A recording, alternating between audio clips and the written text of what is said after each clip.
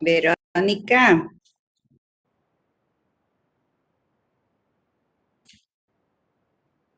ven y ve cómo abro aquí el... Acá al lado de la cámara. Si no, si está silenciado.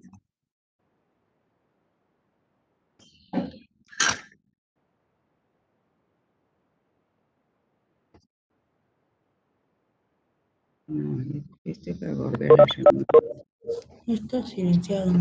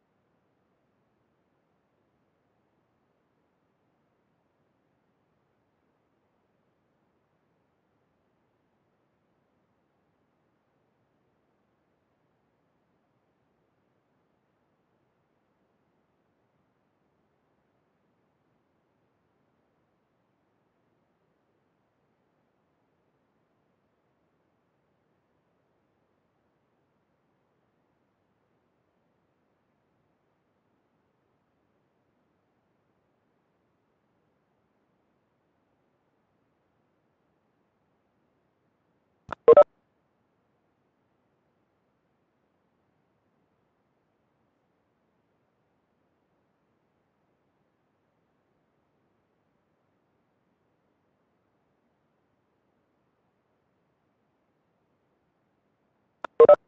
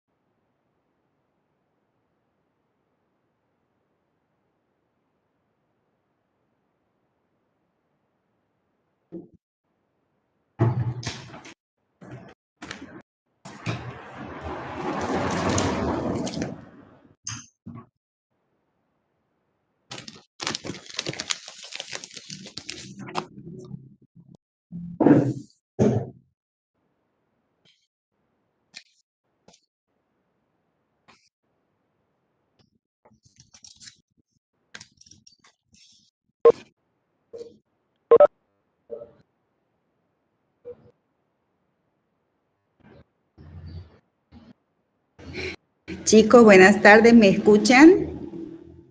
Buenas tardes, profe, sí. Ah, bueno. Bueno, si no estaba tratando de ver si podía hacer una cuestión aquí, pero no puedo. Entonces, vamos a volver al...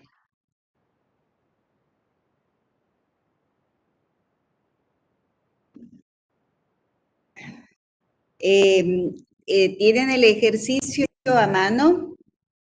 Para que continuemos. Ayer habíamos quedado en, luego de reformular en el resultado de los coeficientes del sector patrimonial, que no sé si es que los han integrado matemáticamente y han cotejado con los resultados que figuran aquí en la resolución del ejercicio.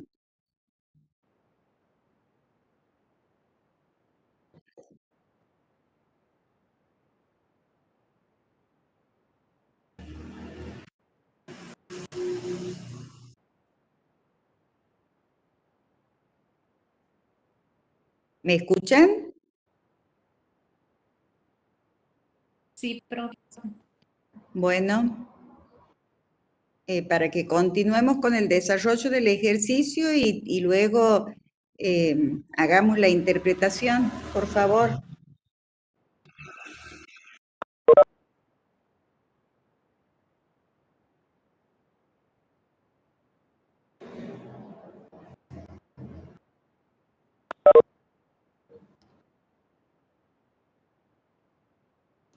A ver, alguno que me responda. Si es que lo han hecho, y si no lo han hecho, díganme pónganse a hacerlo y vean si es que llegan a esos resultados. O sea, ese es el objetivo del que les pase un ejercicio resuelto.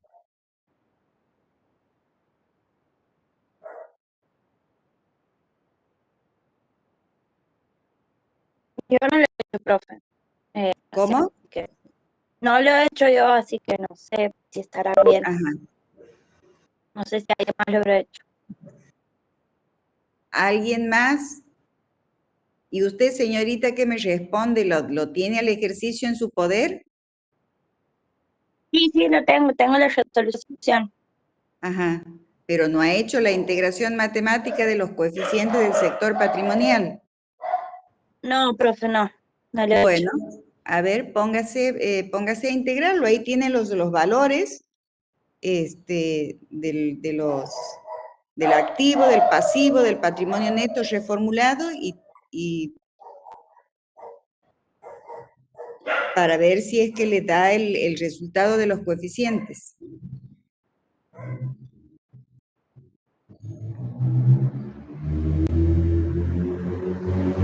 Y si no, si es que no quiere que les explique el ejercicio, y bueno, pasamos a otro tema y queda ahí.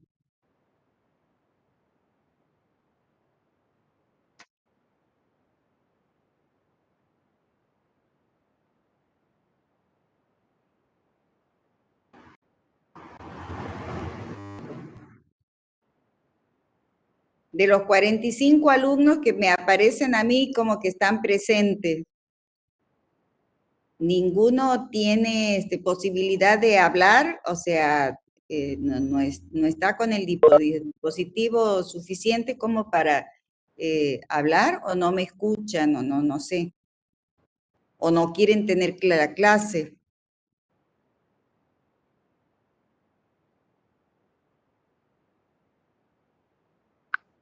Profe, ¿cómo está? Yo también lo estoy resolviendo recién porque no he hecho la integración matemática. Bueno, los espero entonces. Bueno. Eh,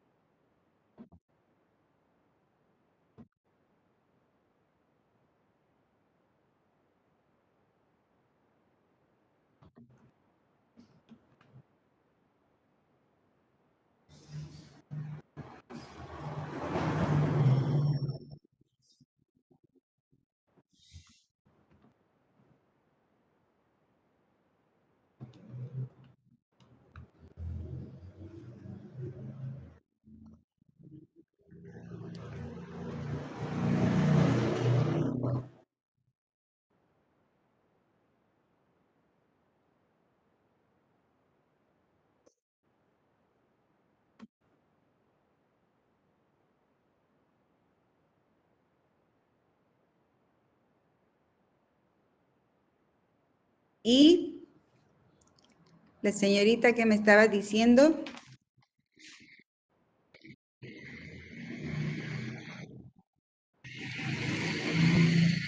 Sí, profe, me da lo mismo Ujú. que la resolución. Bueno, ¿cuál es su nombre? Agostina. Agostina, bien. Entonces estás con endeudamiento empresario 38,66, propiedad de empresaria 61,34, orígenes de fondos 158, grado de inmovilizaciones 20,60, origen de las inmovilizaciones 2,97. Es decir, esos son los resultados de los coeficientes del sector patrimonial. Según esos resultados, y lo que ya sabemos o conocemos en teoría, tenemos que endeudamiento empresario está por debajo del 50%. Entonces, nos está informando, nos está indicando de que no hay un endeudamiento significativo en contraposición con propiedad empresaria que supera el 50%, me está manifestando de que la situación patrimonial del ente es buena, es razonable, ¿sí? Orígenes de fondo lo confirma al arrojar un valor de 158% porque está superando el 100%, ¿sí? Luego, grado de inmovilizaciones dice 20,60%. ¿Cuál es el rubro que explota la empresa? Comercio de muebles de oficina. El resultado también es razonable, de acuerdo a lo que sabemos por teoría. Es decir, de que son los muebles, útiles e instalaciones que tiene un negocio, ¿no es cierto?, que le permite llevar a cabo su actividad. Y origen de las inmovilizaciones, es decir, nos está informando si existe o no algún endeudamiento por adquisición de bienes de uso. Como está superando, dicho de otra manera, si los bienes de uso que se han adquirido en el ejercicio, siempre y cuando se hayan adquirido, si han sido financiados con fondos propios o con fondos de tercero. Aquí, ¿qué nos está diciendo? Supera ampliamente el 100%, nos está indicando de que no hay ningún endeudamiento por adquisición de bienes de uso, ¿sí? O sea, conclusión, la situación patrimonial hasta ahí es razonable, es buena. Ahora, avanzando en el sector financiero, tenemos que ver cuáles son los resultados que nos arrojan los coeficientes de ese sector, que son los coeficientes de liquidez, ¿sí? Ahí el coeficiente de liquidez completo, está la integración matemática, dice 93.583 dividido en deudas corrientes. Los 93.583 surgen de sumar desde la exposición del estado de situación patrimonial que se ha llegado, el saldo de la cuenta caja, deudores por ventas, X cuenta particular, ayer les he explicado yo que es una de las cuentas que se reformulan a los efectos del análisis del sector financiero. Por lo tanto, no se lo considera a ese importe. Luego tenemos IVA, saldo a favor, anticipo impuesto a las ganancias y bienes de cambio. Eso hace un total de 93.583 pesos, dividido en deudas corrientes. ¿Cuáles son las deudas corrientes? Las deudas con proveedores, 36.608, más la deuda que se ha generado luego de la distribución de resultados del saldo de la cuenta particular, 8.966, ¿sí? ¿Por qué aquí no la reformulo a esta cuenta? Porque según los datos que se indica en el enunciado del ejercicio, el único dueño, nos está indicando de que va a retirar los fondos que tiene en su favor dentro de los 12 meses posteriores al cierre. Por lo tanto, es una deuda corriente y debe considerarse en la integración matemática del coeficiente de liquidez completo, ¿sí? Eso nos da un resultado de 2 pesos, 0,05, que nos informa que por cada peso de deuda hay 2 pesos con 0,5 centavos de bienes y derechos líquidos y semilíquidos para afrontarlo, ¿sí? Luego vamos al coeficiente de liquidez seco, en donde se elimina el rubro bienes de cambio, o sea, la existencia de bienes de cambio. Dividido en las deudas corrientes, nos indica o nos da un valor de 0,81. O sea, que está por debajo del equilibrio.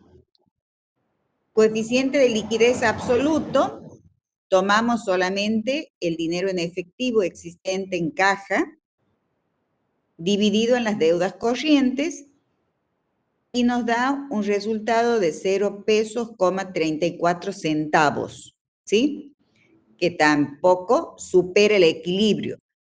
Siempre lo más probable es que el coeficiente de liquidez absoluto nunca llegue al equilibrio, porque difícilmente una empresa va a tener en efectivo o en bienes líquidos o semilíquidos o inversiones transitorias que me permitan afrontar totalmente las deudas corrientes. Puede ocurrir, pero lo normal es que no ocurra, tal como lo indica aquí en el ejercicio.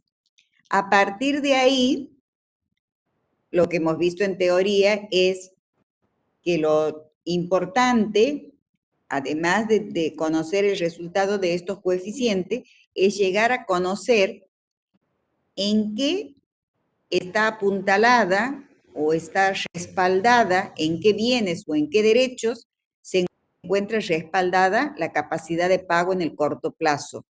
Para ello es necesario conocer las variaciones o disminuciones que se producen entre estos coeficientes. Y de esa manera, si trabajamos entre la disminución del coeficiente de liquidez completo al seco, ahí ustedes ven que arroja un resultado del 60,49%. Eso también lo hemos visto en el ejercicio anterior o en la teoría de las clases anteriores, de qué manera determinan la disminución.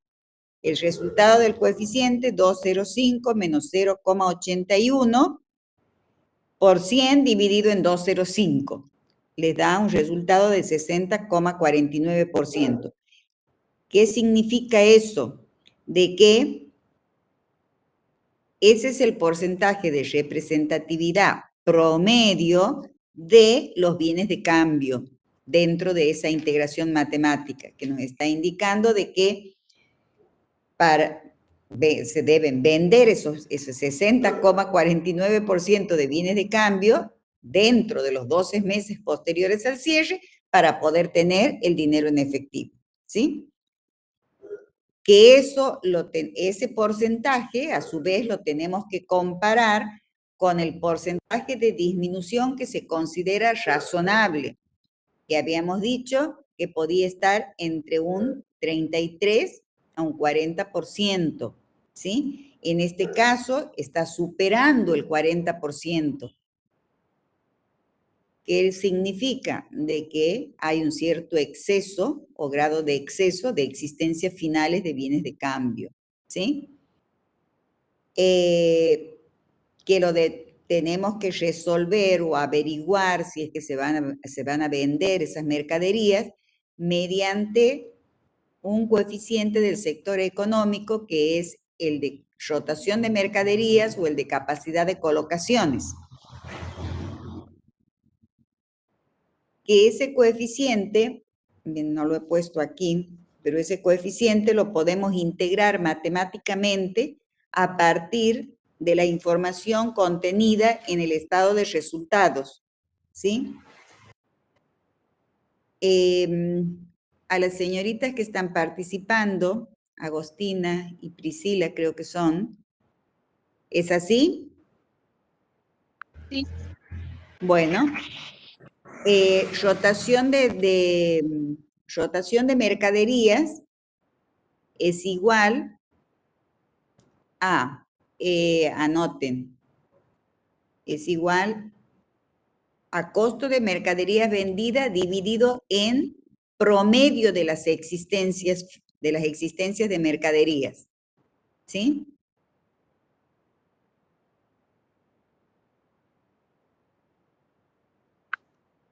Sí.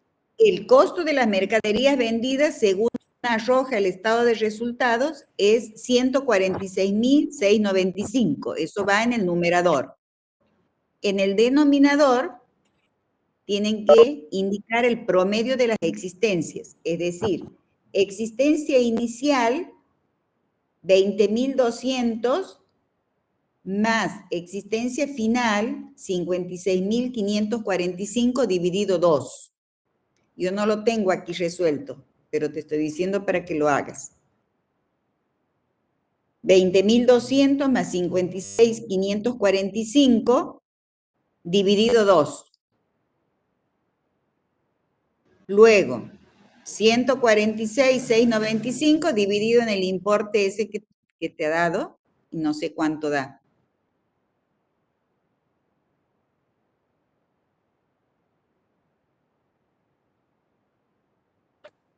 $38.372,5 da, profe. El de abajo. Bueno, entonces, el promedio de existencia te da 38. Bueno, entonces dividí 146.695 dividido en 38. 372,5. 3,82 da. 3,82. Bien. ¿Eso qué significa ese 3,82? Significa las veces que rotan en el ejercicio las mercaderías. ¿Qué quiere decir rotan las mercaderías? Es decir, las veces que las existencias se tienen que reponer. ¿Por qué? Porque se han vendido. ¿Sí? Eso a su vez lo tenemos que comparar con índices del mercado o, digamos, de ese rubro. En el caso de ventas de equipos de oficina, que es el ejemplo, es decir, que cuál sería la rotación normal durante el ejercicio, cuántas veces se venden esas mercaderías o cuántas veces se tienen que reponer en el periodo. Ahí me está diciendo un promedio de 4, ¿sí? 3,82, 4 veces en el año. Entonces, si yo tengo el año que tiene 12 meses dividido en 4, 12 dividido 4 me da 3. 12 dividido 4 me da 3. O sea que permanecen inmovilizadas 3 meses las mercaderías. Entonces, ¿eso qué significa? Significa de que esas existencias, ¿no es cierto?, tienen cierta rotación, o sea, una rotación razonable, lo cual me permite concluir de que es muy factible que esas existencias que hoy, al 31 de diciembre del año 2005, se encuentran en existencia y hay un cierto exceso, o sea, se van a vender durante el ejercicio siguiente, porque la rotación es razonable. Esa es una conclusión a la que se puede arribar, digamos, con el análisis de la disminución del coeficiente de liquidez completo al seco. Luego vamos a la otra disminución, que es del seco al absoluto, que me arroja un valor del 58,02%. Ese porcentaje lo tenemos que comparar con el porcentaje que se considera razonable. En teoría también hemos visto de que el porcentaje promedio razonable de disminución de estos coeficientes es del 50%. O sea que no es muy significativo, no habría un exceso de cuentas a cobrar. Pero lo mismo debemos averiguar si esas cuentas a cobrar en existencia al 31 de diciembre del 2005 se van a convertir en líquido durante los 12 meses siguientes. Para ello, es conveniente realizar el análisis de la rotación de cobranzas y la rotación de pagos, ¿sí? Que es el paso siguiente, que dice análisis de rotación de cobranzas y de pagos. Aquí, ¿qué es lo que indico yo? Que en primer término dice determinar el monto de cobranzas de deudores por ventas y los pagos a proveedores durante el ejercicio que se analiza. Para ello, según los datos confirmados, tenemos, esto también, o sea, en la clase anterior también les he indicado de qué manera se determina el monto total de las cobranzas y el monto total de los pagos, o sea, trabajando con la información que nos brinda el libro mayor de deudores por ventas y de proveedores. En el caso de deudores por ventas,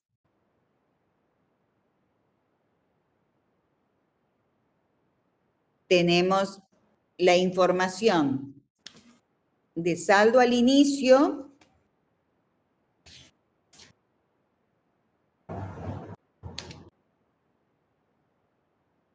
si ustedes ven en el enunciado, dice saldo de apertura de la cuenta deudores por venta, 26.708. Ese es el saldo inicial.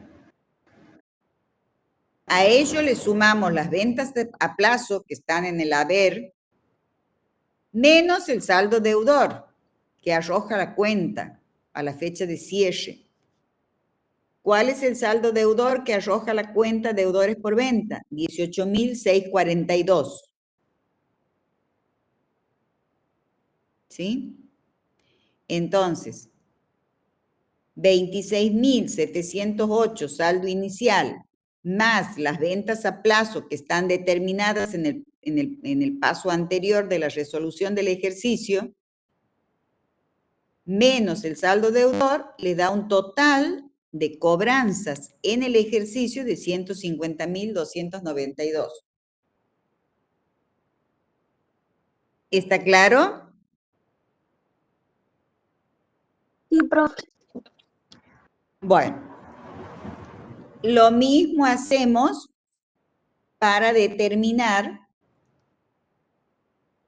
el monto de los pagos efectuados en el ejercicio a los proveedores. O sea, aquí les pongo yo desde la cuenta proveedores, los pagos van a ser igual o lo vamos a determinar teniendo presente el saldo al inicio más el total de compras a plazos, que en este caso es el 100%, que son las que figuran en el estado de resultado, menos el saldo acreedor al cierre. Entonces, si vamos al enunciado, nos encontramos que el saldo de apertura de la cuenta proveedores es 15.450, más el total de las compras a plazo, que figura en el estado de resultados, 183.040, menos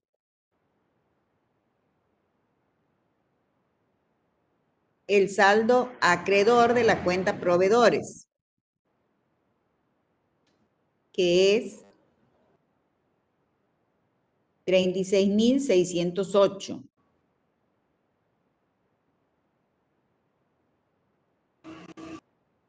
Eso les da un resultado de 161.882.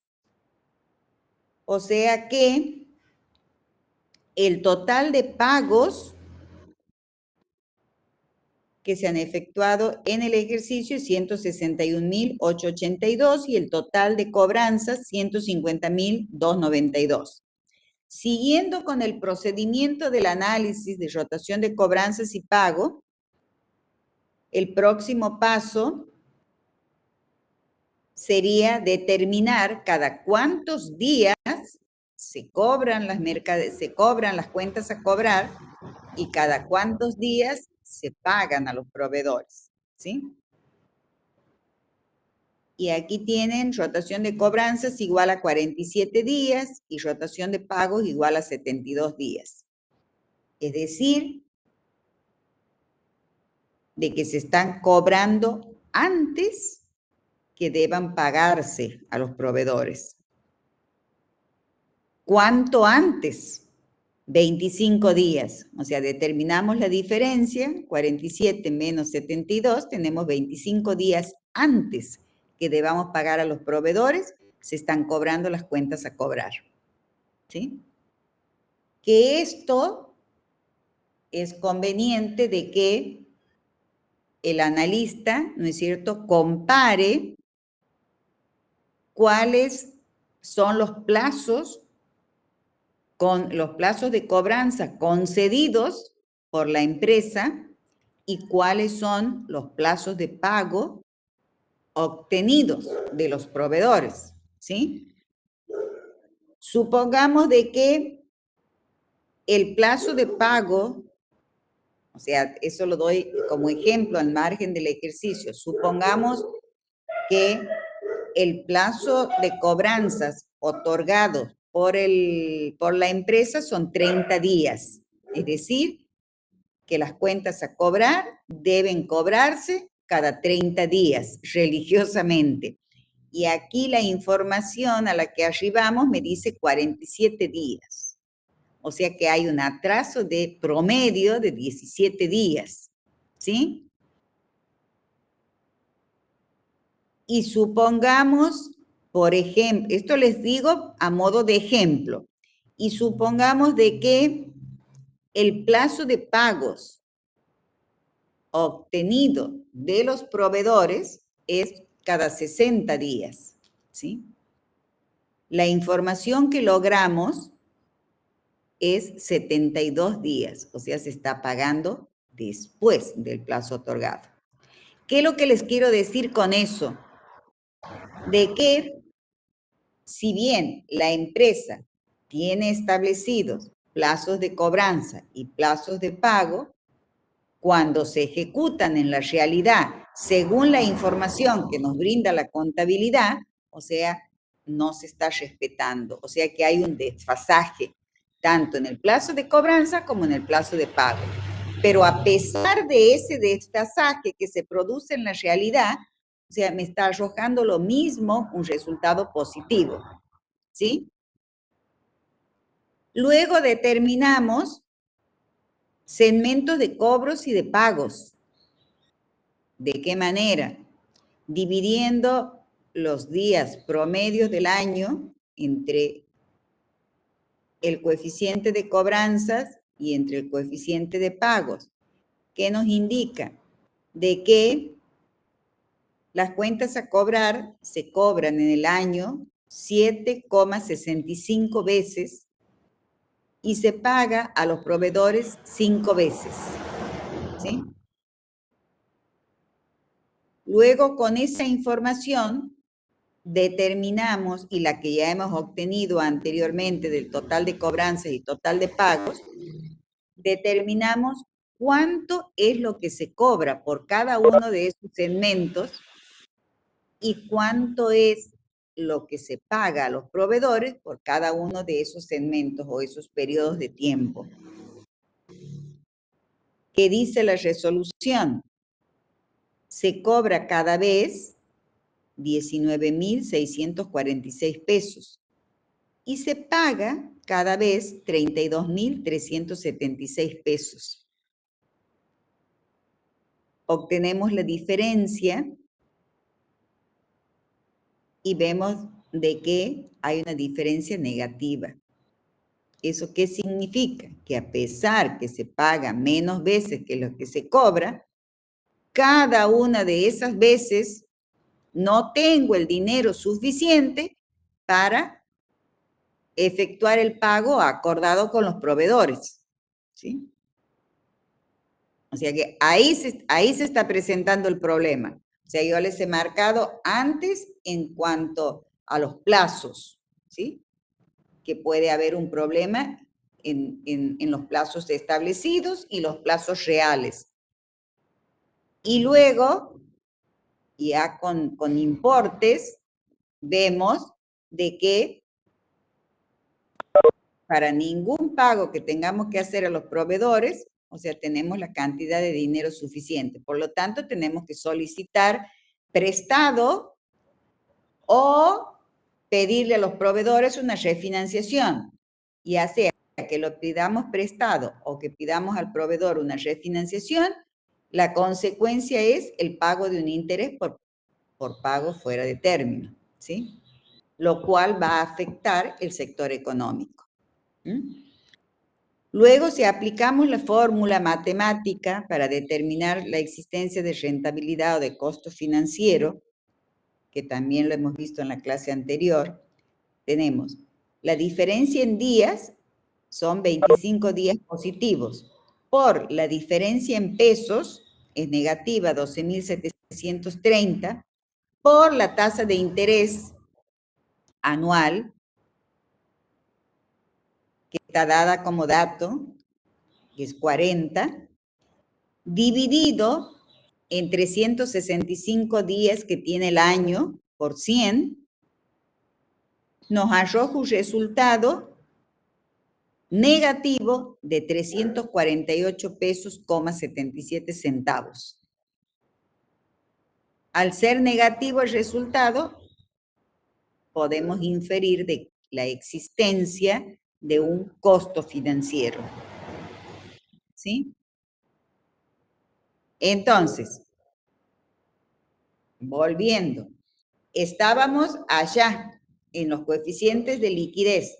Habíamos determinado las variaciones del completo al seco. Habíamos comparado con un coeficiente del sector económico, que es el de rotación de mercaderías. Nos arroja ese análisis un resultado en cierto modo positivo para el rubro que se explota, que es 4 veces al año se está reponiendo el stock y permanecen inmovilizadas las mercaderías 3 meses. Entonces, ahí concluíamos de que era razonable y que era probable que las mercaderías se vendan. Y al venderse, contar con los fondos suficientes. Pasamos a la otra disminución, del completo y al seco, y nos encontramos con este problema. Luego de realizar el análisis de rotación de cobranzas y de pago, arribamos a un resultado negativo de que existe un costo financiero, que es un perjuicio, digamos, para la empresa. ¿Sí? Entonces, o sea, ahí hemos detectado, hemos hecho el análisis, hemos detectado la existencia de un problema que está en la política de cobranzas y de pagos a proveedores, ¿sí? Y el paso siguiente es emitir el informe y luego las sugerencias, ¿sí? Aquí yo, ¿qué es lo que les he puesto como conclusión de este último análisis de rotación de cobranzas y de pago? Dice, la existencia de costo financiero obedece fundamentalmente al hecho que el importe que se cobra por cada segmento o cada vez es inferior al monto que debe pagarse a los proveedores cada vez, a pesar que los plazos de cobranza y pagos implementados por la empresa son razonables.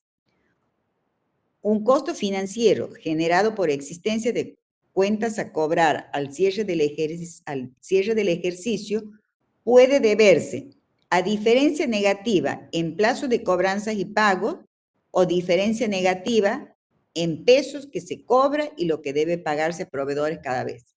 O sea, que son dos los motivos ¿no es cierto?, que pueden generar la existencia de un costo financiero, una diferencia negativa de los plazos entre los plazos de cobranzas y de pago, o una diferencia negativa entre la cantidad de pesos que se cobra por cada segmento de tiempo, ¿sí? Y ahí hemos hecho un análisis completo, digamos, del sector financiero. No sé si alguno de los alumnos presentes necesita hacer alguna consulta, hay algo que no han entendido, que no me he explicado bien, o sea, y si necesitan consultar, o sea, me lo dicen.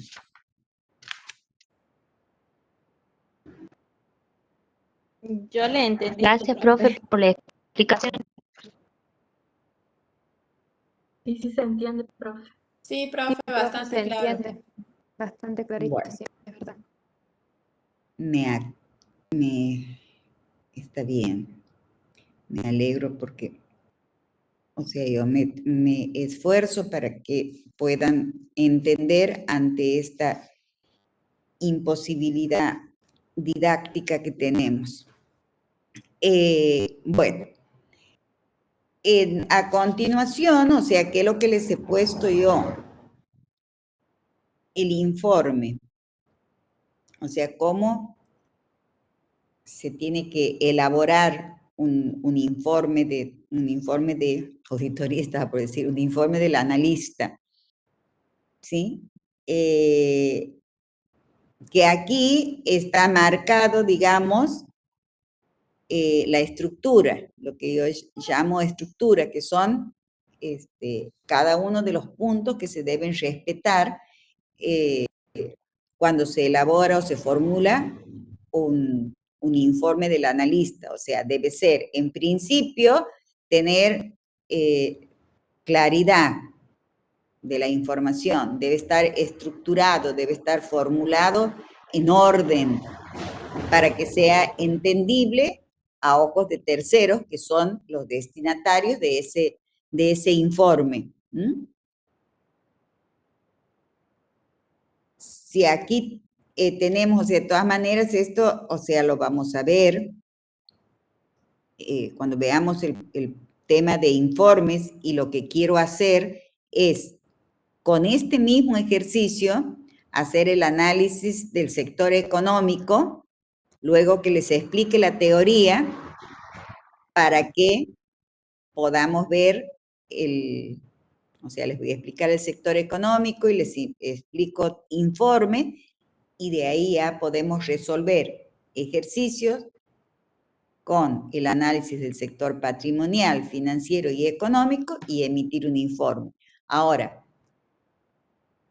yo porque lo quiero hacer completo, pero no olviden ustedes que puede realizarse un análisis de tipo parcial, y en ese caso voy a tener un informe referido solamente al sector que se ha analizado e interpretado, ¿sí? Y eso no modifica, por más que el análisis sea parcial, no modifica la estructura que se debe observar, ¿no es cierto?, al momento de emitir un informe del analista. ¿Estamos? De todas maneras, ustedes aquí lo leen, buscan bibliografía, o sea, ahí en la bibliografía del programa, traten de buscarlo al tema de informe del analista y lo leen. Lo leen y están al tanto, ¿sí? Bueno, Bueno, profe. bueno, y para el resto de alumnos que no ha dado señales de vida, que sí lo tengo que tomar, que no sé si les interesa o no les interesa. De todas maneras, la cartilla está, la explicación está, la resolución, o sea, para que lo puedan ver. Nos vemos la próxima semana. Voy a subir, ustedes tienen ahí en el aula virtual,